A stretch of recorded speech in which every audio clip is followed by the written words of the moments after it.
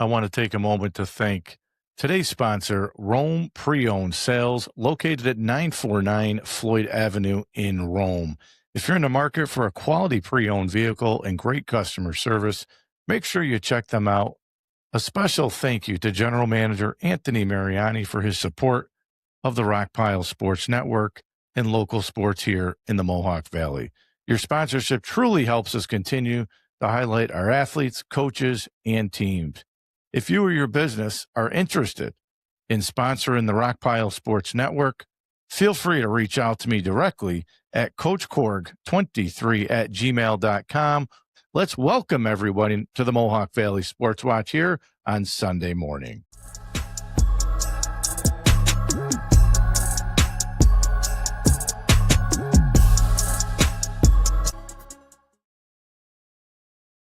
Good morning, Mohawk Valley. Welcome into another edition here of the Mohawk Valley Sports Watch. I'm your host, as always, the Coach Little C, and I appreciate you starting your Sunday morning off with me here this morning. I got a great lineup for you today. I'll feature the Rockpile Podcast February Team of the Month, the Whitesboro Boys Ice Hockey Team. It's been an outstanding season for the Warriors, and I'm excited to spotlight the program. And I'll welcome in the head coach, Pat Gaffney, at about 9:30. We'll talk about the team's season, their heartbreaking loss yesterday in the regional tournament to Clarence. We'll talk about that and more. And then a little after 9 o'clock here at about 9:10, Notre Dame girls head basketball coach John Snyder is going to join me to talk about the team's three-peat Section 3 title, where they will get set up with a rematch of last year's regional game against, I think it is, let me just double check I think it's Franklin Academy, that's who they're going to be playing at. That's who beat them last year. So we'll talk to Coach here in just a little bit. We'll run through some scores. I do want to go through on the women's and the men's side, the boys and girls yesterday, and also Saturday's games, and there's some games today. Let's start with the boys first. Friday night, it was Nottingham beat East Syracuse Manoa. That was the Class AA final. It was 57-49. Nottingham moves on. They're 21-2. Great season for East Syracuse Manoa, though, as they finished 20-3. Today will be the rest of the slate of the games on the boys' side. The Class C final will start at 11 o'clock. That will feature unbeaten Cooperstown. It's 23-0. They will play Cato Meridian. That's 21-2. The Class A championship games at 12:45. That features another unbeaten team, West Hill. Will take on Institute of Technology. West Hill is 22-0. Institute of Technology is 16-6. Moving on to the 2:45 game. This will be a good one. Sackett's Harbor is 20-3. They'll take on top seeded Oriskany. That's 18-2. Good luck to Coach Mark Smith in the Oriskany team here this afternoon. And then at 4:30 will be the Class AAA game, which will feature top seeded Liverpool. They will play Bishop Ludden Grimes at 4:30. And at 6:15, the Class B final, that will feature Marcellus 15-8 and Skinny Atlas. So full slate. You got a Sunday open. I highly recommend driving down to OCC to watch some basketball. I was there yesterday to watch the Notre Dame girls. We'll talk to Coach here in just a minute. They won 53-29. They moved to 23-0 as they beat Christian Brothers Academy and capture their third straight Class A title. The Class C title game, I was there. I caught the second half of this game. West Canada Valley, they beat Hamilton. West Canada Valley is 23-1. Hamilton finishes at 20-4. West Canada beat them 51-39. The Class D final, Lafargeville moves on 49-45. They beat Copenhagen. Lafargeville moves to 19-3. Copenhagen's season comes to an end at 12-10. The 4:45 game yesterday featured Rome Free Academy. They were Haley Boswick, unfortunately, tore her ACL in that prior game. She did not play, but not taking away anything from this Rome Free Academy team and Coach Bev's team. They finished 17-6. They fall to Baldensville in the Class AAA final, 62-36. And then the night game there was the Class B final. Marcellus season, they cruised in that game, 63-22 over Little Falls. So we will talk to Coach Snyder here in just a few minutes. We'll recap their game. We'll We'll talk a little bit about the game next week. Those games are right back at OCC. It'll be gone. It's a great atmosphere. I'm not sure how the teams like shooting there, and I'll ask Coach when he comes on here in just a little bit. And I say that because yesterday when I was at the Notre Dame game, the first quarter there was like 3 minutes to go in the first quarter, and it was 0-0. Nobody could make a shot. And I always say that when you play sometimes in those big arenas, like behind you, um, like the backdrop, like it's so far away. And I think kids struggle. I think college kids struggle. I remember I never used to like to play it at Hamilton College.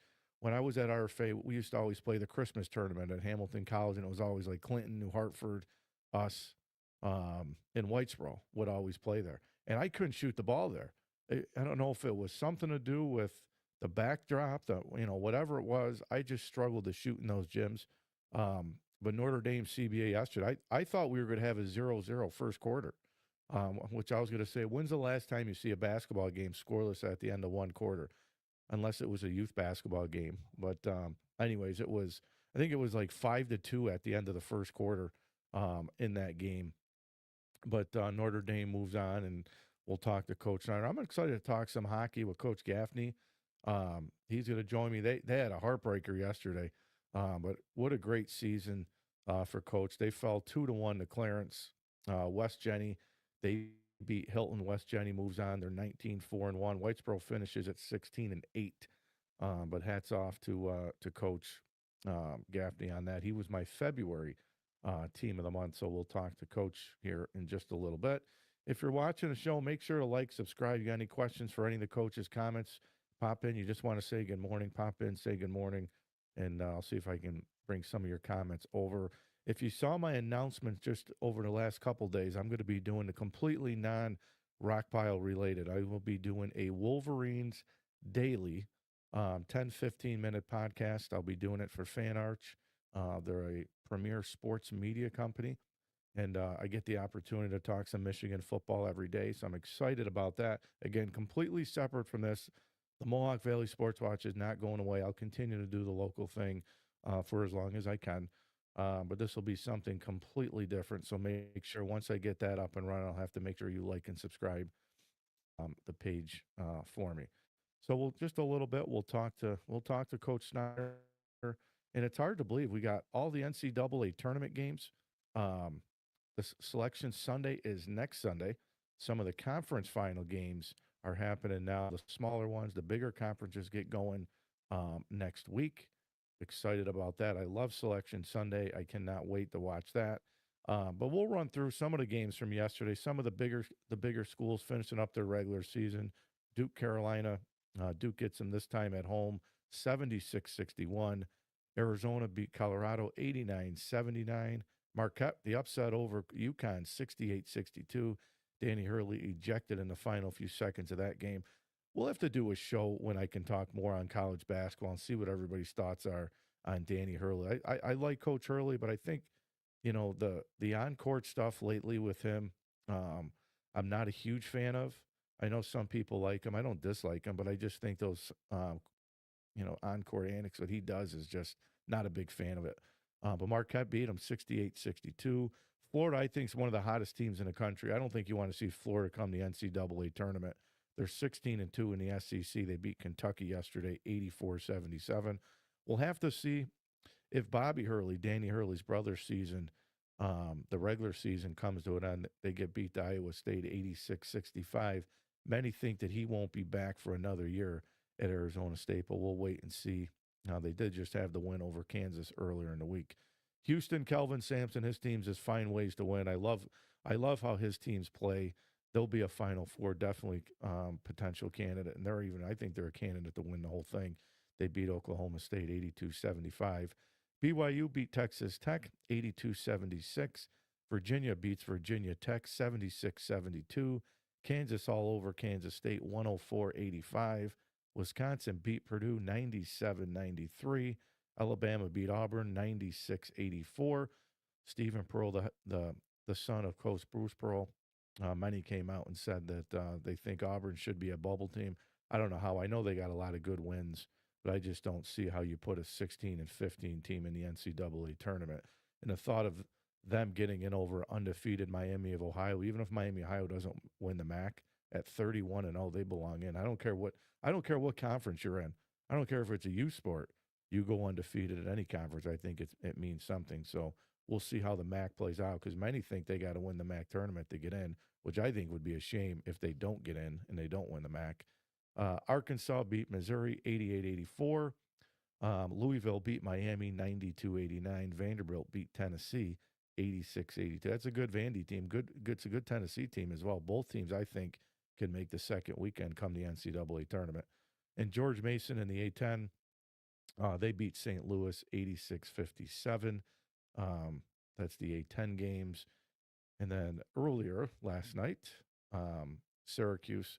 I don't know how they lost that game. I was at my parents' house for a little while, and when my parents were there, they were showing the scores, and Syracuse was winning. Then last night, I was at the casino with my wife, and I look up and I'm like, they lost the game. So I didn't see the game, so I can't really talk about the game. Um, so I can't really tell you how it played out. But disappointing season for sure for Syracuse. So let's get Coach Snyder on. I can't keep him any longer. I know he's got plans. What's going on, Coach? I'm doing well. Thank you. You are more than welcome. So let's talk. I was at the game yesterday, and one of the first things I said, Coach, and I was just kind of talking a little bit about it. I don't think anybody likes shooting in that gym. It was a little bit of a struggle. We definitely came out pretty cold. Both teams. I was amazed. I knew it was a long time, but when I was reading things afterwards, that it was over 5 minutes before anybody scored. That was, you know, it was unique. Certainly different for us. We like to score the basketball, and thank goodness our defense showed up. Yeah, let's talk about that because I thought that was the key to the entire game. Your defense was phenomenal. I thought you guys got through ball screens well. There was a couple times. I mean, they made some shots, eventually, but some of the shots they made were from well beyond the 3-point line. But talk to us about your defense. Yeah, again, we've talked about this before. It's a focus of ours. We're known kind of as an offensive team, and we want to make sure that on days like yesterday, we can still compete and find ways to win. And, you know, we work hard. We run hard. We try to get them in great shape. And they fought, they scrapped.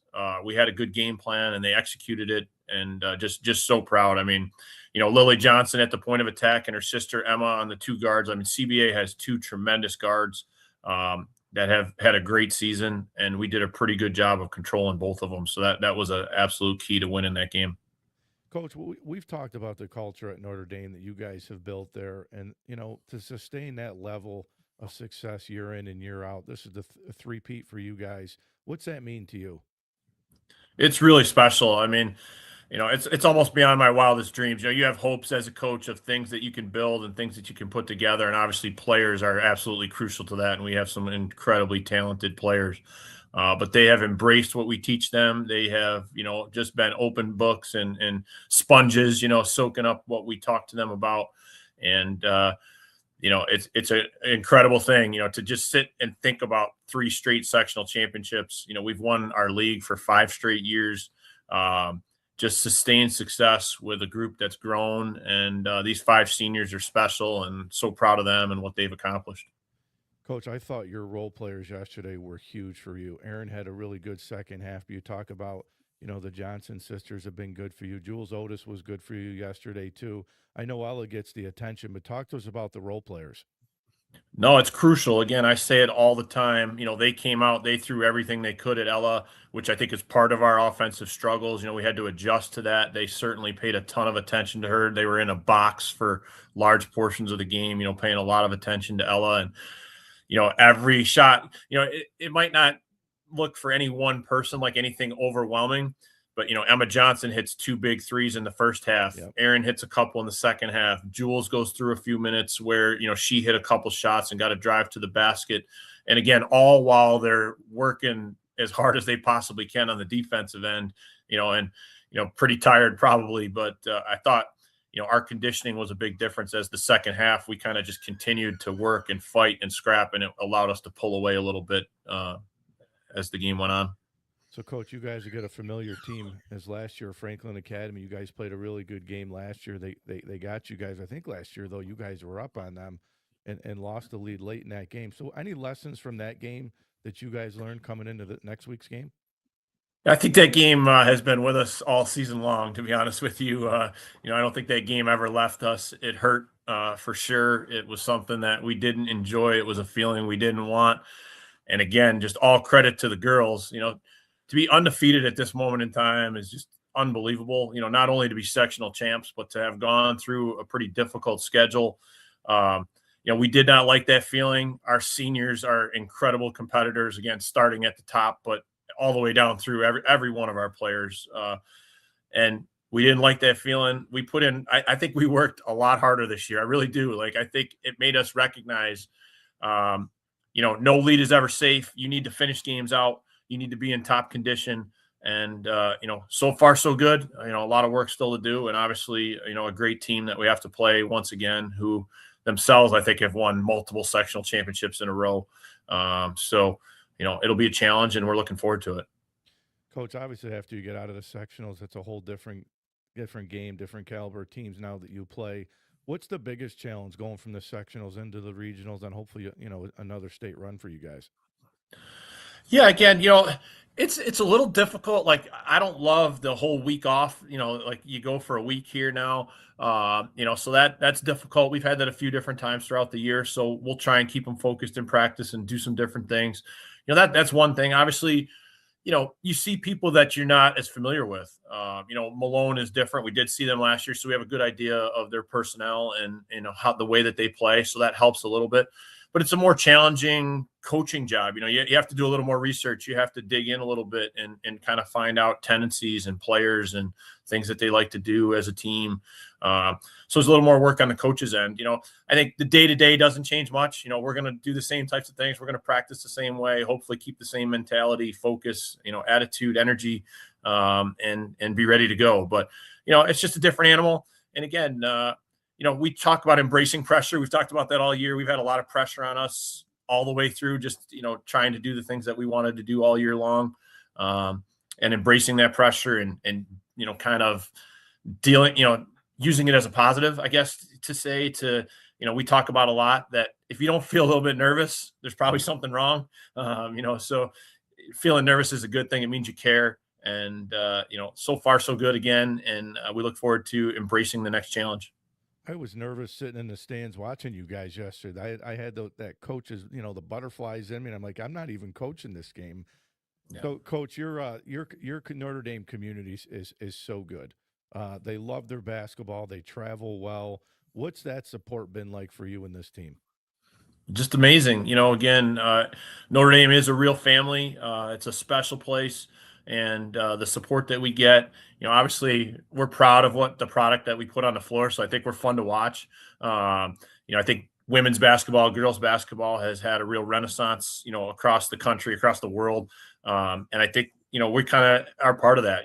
We play a fun up-tempo style. And, again, Notre Dame loves its basketball. Notre Dame loves its school. Notre Dame loves its students. And that support is evident. We go into these big gyms. And, that is the hard part about that gym yesterday, too. It makes a pretty good crowd seem a little smaller than it might be. But we had tremendous support. Our student section is really into it.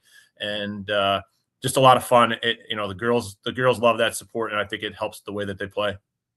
Well, I got to ask my guy Pete Pagliaro. I got to get a Notre Dame shirt now because I think my daughter's one of the biggest Notre Dame fans now.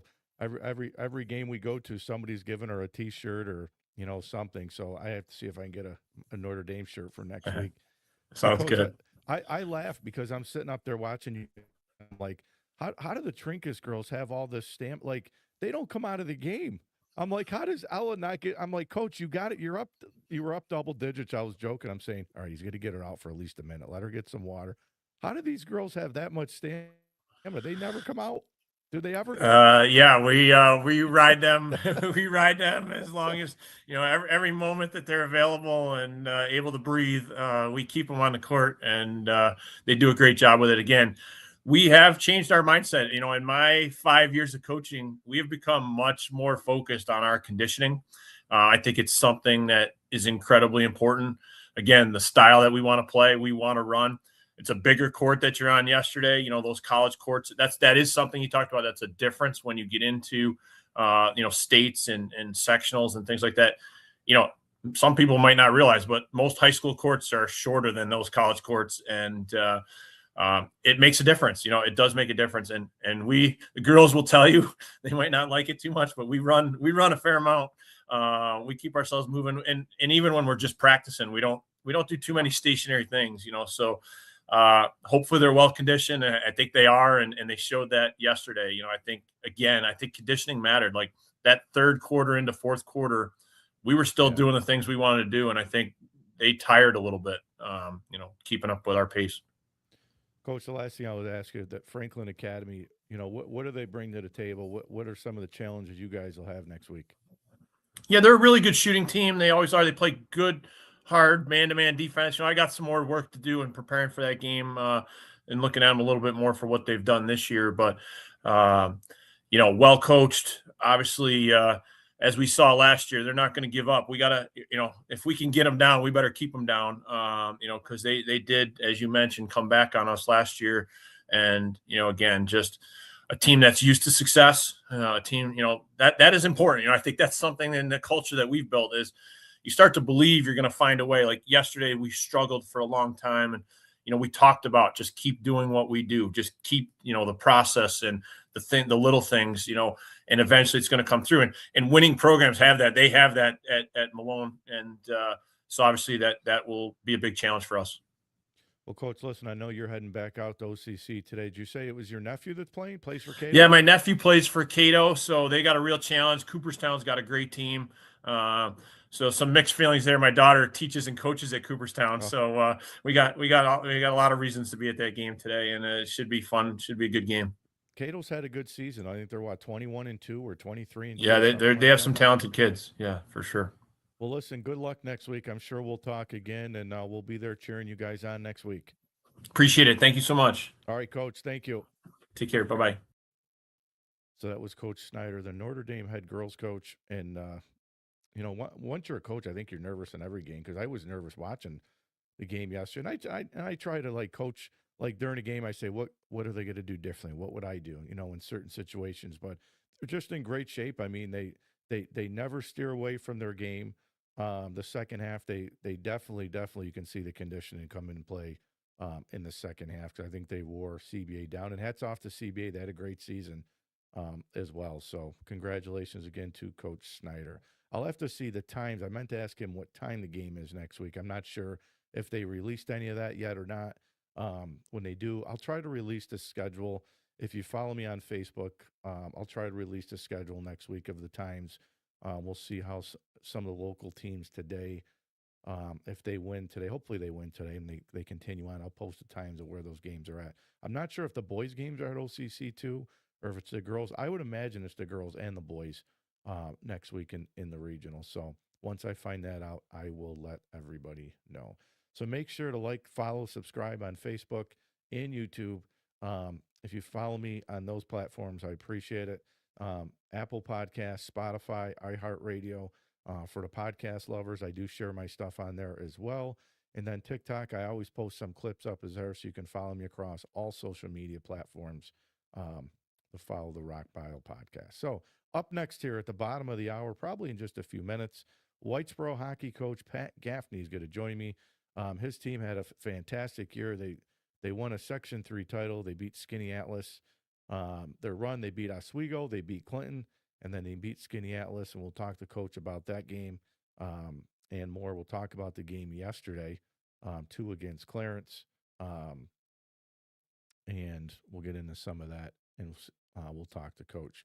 I think it was 2-1 yesterday. The boys team got beat 2-1 to Clarence. I don't know too much about Clarence. We'll talk to Coach about that. But it was Whitesboro's first Section 3 title since 2003. So 23 years later, they win their first sectional title. And I believe the year they won it, and I'll ask Coach, I think that last year they won it in 2003. I think they won the state championship that year. So first Section 3 title. We'll talk to Coach about that game. We'll talk about the championship, the Section 3 final game against Skinny Atlas. They jumped ahead early in that game. Skinny Atlas came back. It was a back and forth game. They won the game against a really good Skinny Atlas team that's won some Section 3 titles. So we'll talk to Coach about that. Again, you got any questions, any comments? Um, you want to just say good morning, put them in the comment box, and I'll bring some of those comments over. I'm excited for March Madness. We'll see what Syracuse does. Many believe, as I believe, Coach Autry will probably be fired. I would imagine we'll see something here unless they let him coach through the ACC tournament and then they let him go after that. I feel bad for Red Autry, Syracuse guy, one of the best Syracuse players to come out of there. I think this tarnishes his Syracuse legacy a little bit, um, and I think it's unfair. But I think those were I think he knew that when he got the job, when Coach Boeheim retired, that there's always that chance things don't go well. When you see Jerry McNamara down the road at Siena having a great season, and I think it hurts GMAC from getting the opportunity to come home and coach at Syracuse because of Coach Autry. We'll see what decision and what direction they decide to go. They're going to be hiring a new athletic director. We'll see. Some people are saying it'll be a mid-major coach. I think they got to get a big name guy. I think you need to get a big name guy over there, and I think you got to, the NIL money. I'm not sure where Syracuse rated as far as ACC, as far as money goes. So we'll see. We'll see what happens. Listen, if GMAC comes home, I thought Jerry McNamara should have got the job over Red Autry, anyways. I keep hearing Coach Hopkins, his name come up, which again, I'm not a Syracuse guy. And I would say that I'm okay if they go outside of the family, the Syracuse family, and hire a new head coach. I don't care about the in-house stuff. Some of the programs do it and it's worked out. Some programs have done it and it hasn't worked out. I think you go get the best coach you can go get. And if that's a mid-major coach, somebody out of St. Louis, George Mason, that's having a really good year, maybe it's GMAC, I don't know, then go get them if that's the best available that's out there. But I think you got to swing for the fence. I think you got to see if Bruce Pearl's available. I think you got to see if Coach Cal. I think you got to see Patino. I think you got to see all these guys. Just throw it out there. Throw them a check and say you want to come to Syracuse and see if you can go get the big name guy.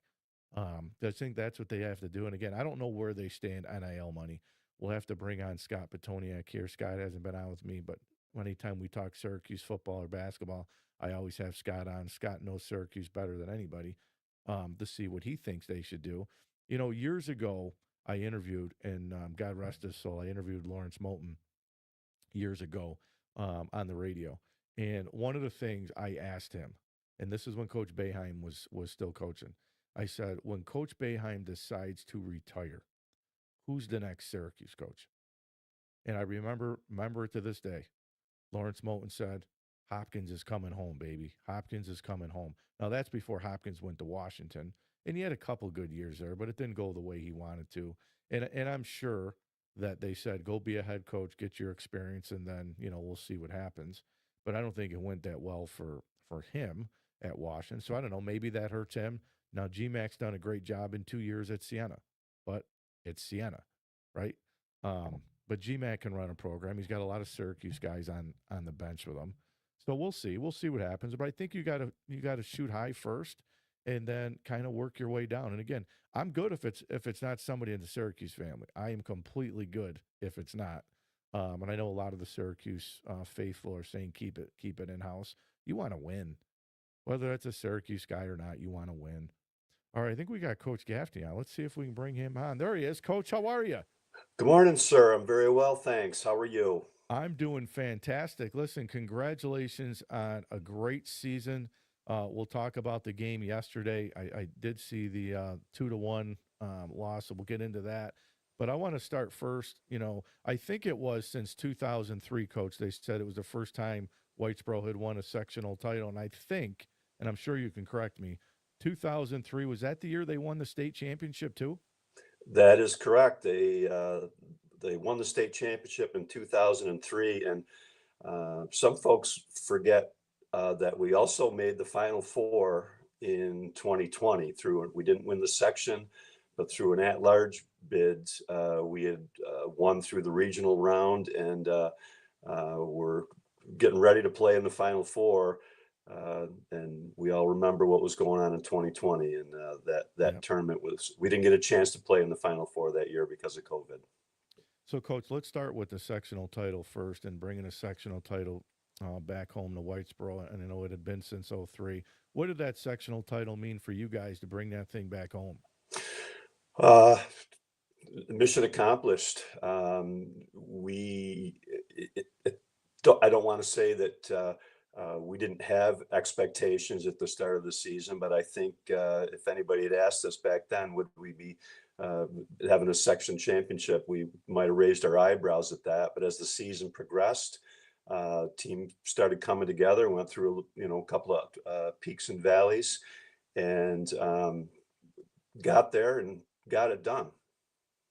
And Coach, you guys played a really tough schedule. You played RFA twice, you played Ithaca, you played Baldensville, you played New Hartford twice, and then you get into sectional play. Talk to us about the schedule.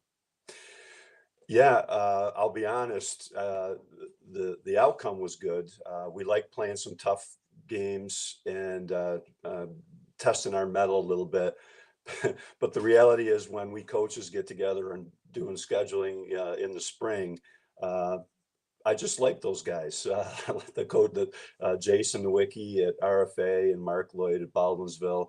Um, just like getting together with those guys, and with the added bonus of playing some really tough teams. Ithaca played in the Division I state tournament as well.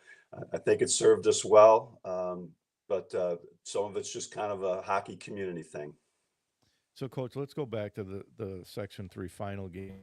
Really good Skinny Atlas team that's been there before. They've won Section 3 titles in the past. You guys jumped out, to that early 3-0 lead, and then, they came back. What was working early for you guys in that game? Good energy. We did kind of get on top of them. Got a kind of some puck luck that got us going with the first goal. I think guys kind of built on that. Hard to say what exactly. It's not an outcome we could have predicted there, or a start that we could have predicted. Uh, Things were just going our way early on.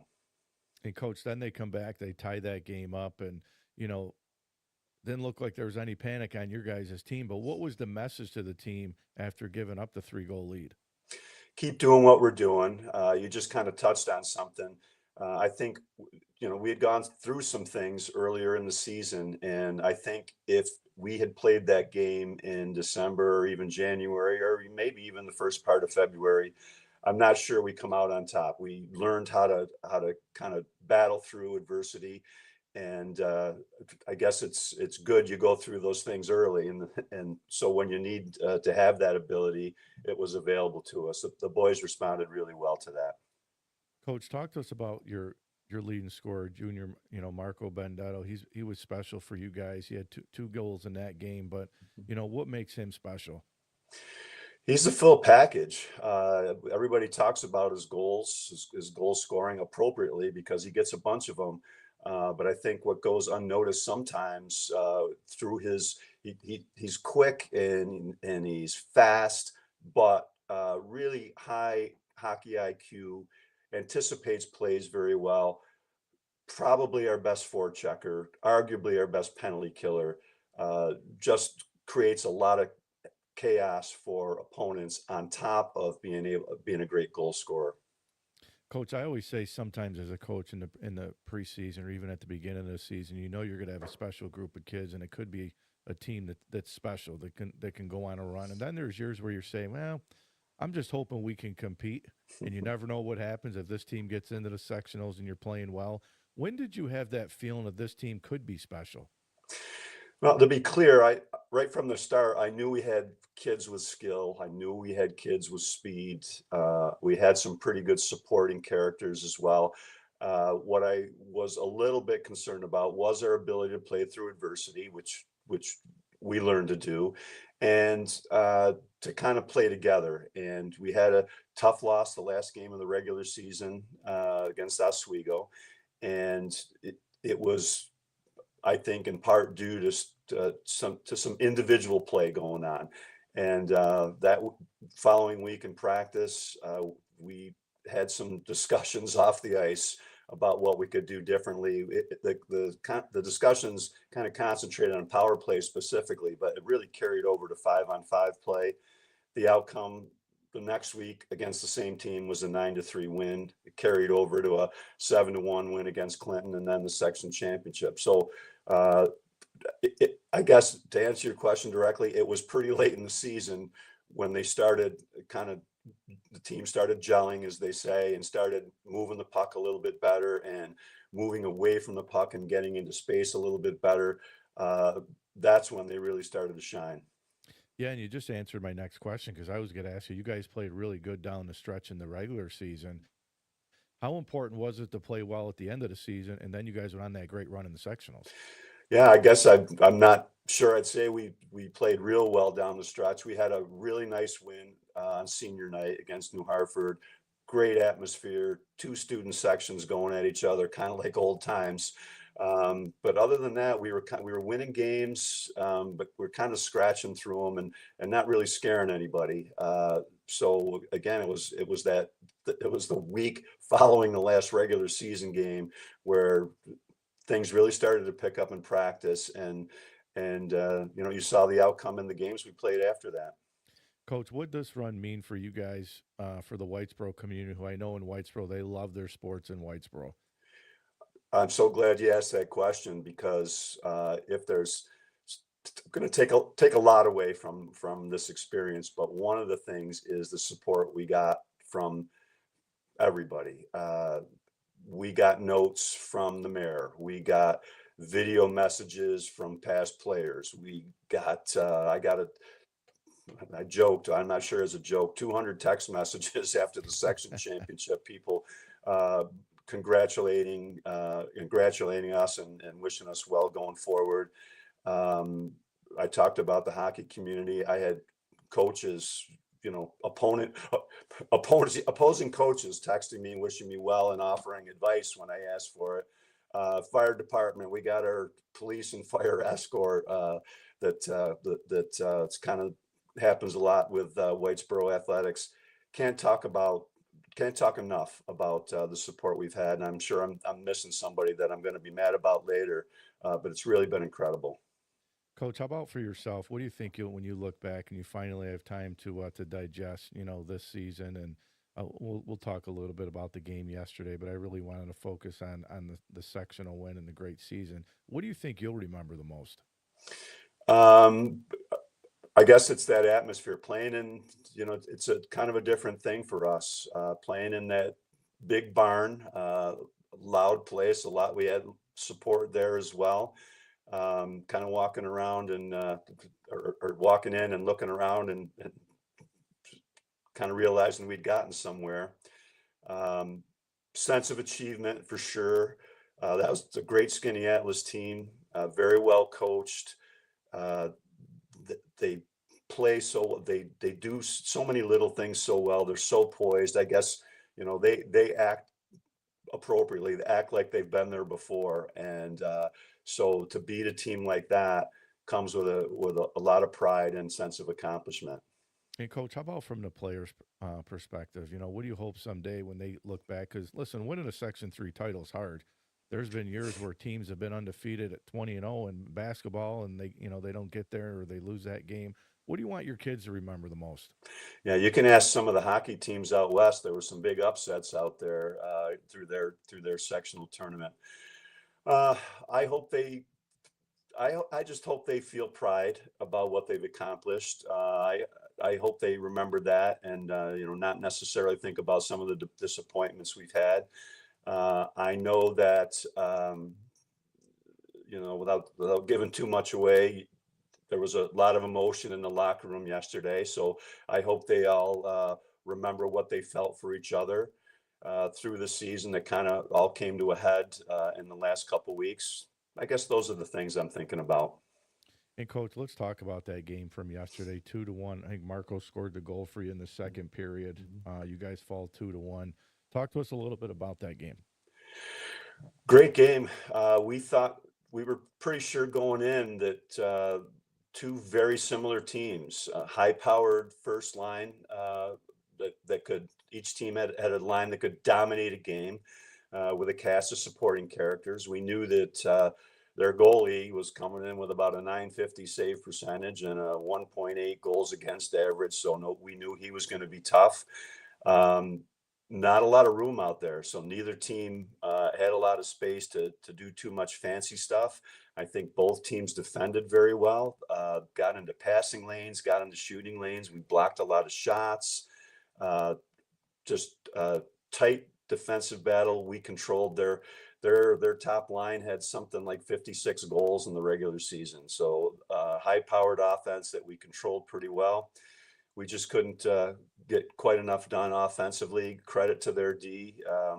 I think our guys have become used to beating teams with speed and quickness, and we had to adjust yesterday. Their defense were pretty quick and didn't allow us to get too much off the rush. We needed to change gears a little bit. Didn't quite get it done. And I Proud asked of the Coach, effort though. and I asked Coach Snyder this question too, and I'll ask you the same one. Is it's always different when you get out of sectionals, you get into the regionals and a state tournament. What's the biggest difference from from your perspective with hockey? Because I don't know too much about the hockey side of things, but what's different? Not a lot different. I guess you go to a different section, they've got some tweaks to their protocols and things like that.